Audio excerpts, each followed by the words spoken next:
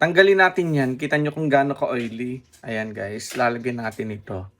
Tingnan niyo ha, masdan niyo kung paano mawawala yung panginang na 'yan, 'di ba?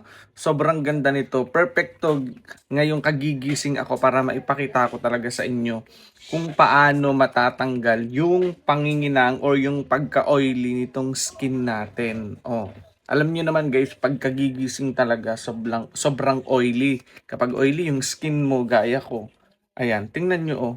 May nakikita pa ba kayong nanginginang-nginang? Lalo na dito kanina, 'di ba? Alam niyo dito sa ilong 'yang part na 'to sobrang nanginginang 'yan kanina, oh.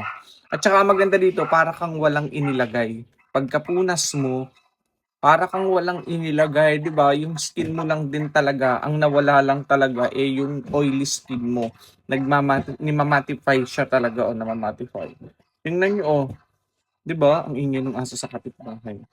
Oh, 'di ba mga guys, nawala yung pag-oily ng skin natin, oh. So kagigising ako ngayon ko lang talaga siya nilagyan para kita nyo talaga na mawawala yung oily skin natin. Oh, hindi yung sobrang kinis na ng mukha. Mas maganda nga yung ganito para legit. Alam niyo yung iba kasi makinis na yung mukha eh. Ito, ayan, from hindi makinis tapos oily. Kita nyo na talagang nawala yung pag-oily ng skin natin. Sobrang ganda, 'di ba? Ang galing niya oh. Hindi OA yung atake nito pag inilagay mo siya sa skin mo. Hindi katulad ng iba na namumuti ka, na parang ang kapal, ang dami mong nalagay sa mukha. Eto wala.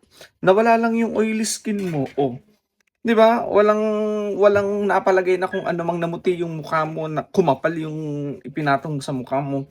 Eto nawala lang talaga yung oily skin mo, oh, 'di ba? Simplihan ang atake. Sobrang galing nito mga guys. Eto 'yan oh. Ang mura lang nito ha. Ayan guys, kung gusto nyo, click nyo lang yung basket diyan, check out nyo na din. Sobrang galing, 'di ba? Nakakawala talaga siya ng oily skin.